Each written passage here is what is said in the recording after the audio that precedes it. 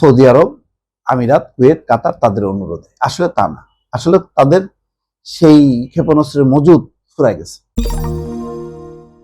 দেখেন, ইরানের উপর দিয়ে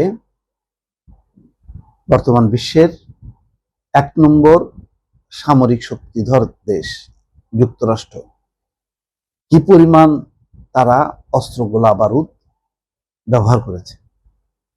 এত বেশি ব্যবহার করেছে, বলা হচ্ছে যে 80% থার্ড এবং অর্ধেক প্যাট্রিয়ট শেষ যুদ্ধ নিয়ে সংখ্যায় যুক্তরাষ্ট্র। প্রথমত তাই ইরান যুদ্ধে সব ধরনের ক্ষেপণাস্ত্র ব্যবহার করেছে যুক্তরাষ্ট্র, কোনো কিছু বাদ দেয়নি। যত ধরনের তাদের মারণাস্ত্র আছে সব অস্ত্র ব্যবহার করছে। নির্বিচারে সেখানে অবকাঠামো ধ্বংস হয়েছে, মানুষ শেষ হয়েছে।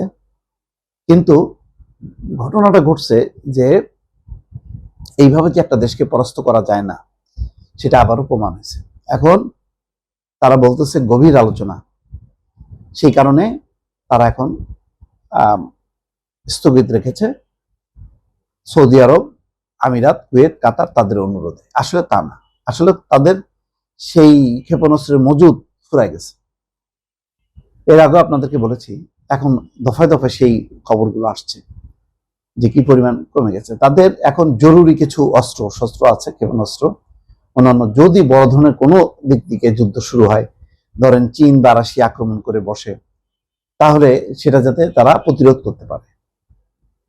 এখানে বলা হচ্ছে যে ভবিষ্যতের যে কোনো সম্ভাব্য সংঘাতের জন্য মার্কিন সেনাবাহিনীর প্রস্তুতি সক্ষমতা নিয়ে বড় ধরনের উদ্বেগ তৈরি হয়েছে। সূত্র বলছে এসব অস্ত্র মূলত মার্কিন সেনাবাহিনীর স্থল থেকে স্থলে নিক্ষেপযোগ্য ক্ষেপণাস্ত্র, যা আর্মি ট্যাকটিক্যাল ক্ষেপণাস্ত্র ব্যবস্থা এবং প্রিসিশন স্ট্রাইক ক্ষেপণাস্ত্র নামে পরিচিত। এর মধ্যে দুটি সূত্র দাবি যুক্তরাষ্ট্রে এসব অস্ত্রের প্রায় পুরো অংশই ব্যবহার করে ফেলছে, ওই যে 80% ব্যবহার করে ফেলছে। মার্কিন সামরিক বাহিনী কি পরিমাণ অ্যাটাকামস এবং প্রিসিশন স্ট্রাইক ক্ষেপণাস্ত্রের ঘাটতি হয়েছে তার তথ্য আগে কখনোই সামনে আনেনি। এখন তারা বলছে, আকার ইঙ্গিতে বলছে যে দূরপাল্লার এসব ক্ষেপণাস্ত্র মার্কিন সামরিক বাহিনীর অস্ত্রাগারের জন্য অত্যন্ত গুরুত্বপূর্ণ অংশ, যা নিরাপদ দূরত্ব থেকে শত্রুপক্ষে নিখুঁত হামলা চালানোর জন্য সুবিধা হয়। ইউক্রেন যুদ্ধে যুক্তরাষ্ট্রের সরবরাহ করা অ্যাটাকামস ক্ষেপণাস্ত্র গুরুত্বপূর্ণ ভূমিকা রেখেছিল, যার মাধ্যমে ইউক্রেনীয় বাহিনী রাশিয়ার ভেতরে লক্ষ্যবস্তুতে হামলা চালাতে পেরেছিল।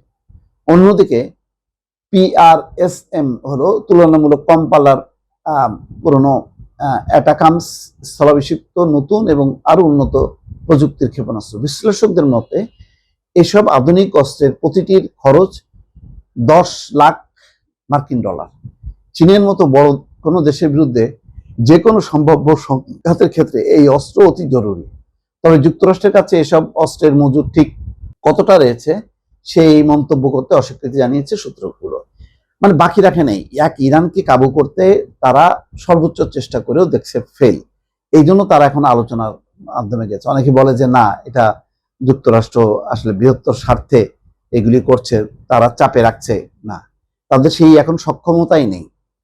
এটা ইরান ভালো করে জানে বলেই ইরান কিন্তু দেখেন এত ধ্বংসযজ্ঞের পরও নির্বিকার। তারা জানে যে এইভাবে আমেরিকা আর বেশি দিন যুদ্ধ চালাতে পারবে না। এই জন্য তারা তাদের হরমুজ প্রণালীর নিরাপত্তার জন্য যখন দেখে তাদের লাইনের বাইরে কোনো জাহাজ যাচ্ছে, অ্যাটাক করতেছে, আমেরিকা পাল্টা অ্যাটাক করতেছে। কিন্তু লাস্ট যে অ্যাটাক করছে ইরান, তার জবাব কিন্তু দেয়নি। তখন বলা হচ্ছিল তারা বড় আকারে হামলার পরিকল্পনা করছিল, কিন্তু পরে সেই হামলার পরিকল্পনা থেকে পিছিয়ে আসছে। তাহলে মুসলিম একটা দেশের উপরে কি পরিমাণ নারকীয় অস্ত্র লীলা তারা চালাইছে আপনি চিন্তা করেন। এটা কোনো সভ্য জাতি না। ফলে এই যে যুদ্ধ, এই যুদ্ধের যে প্রভাব প্রতিক্রিয়া, এটা কিন্তু বহুদিন থাকবে। থেমে গেল যুদ্ধ, ইরান জাতি কিন্তু আমেরিকাকে কখনোই ক্ষমা করবে না, ইসরায়েলকে ক্ষমা করবে না। এটা একটা চির বৈরিতা রয়ে গেল দর্শক।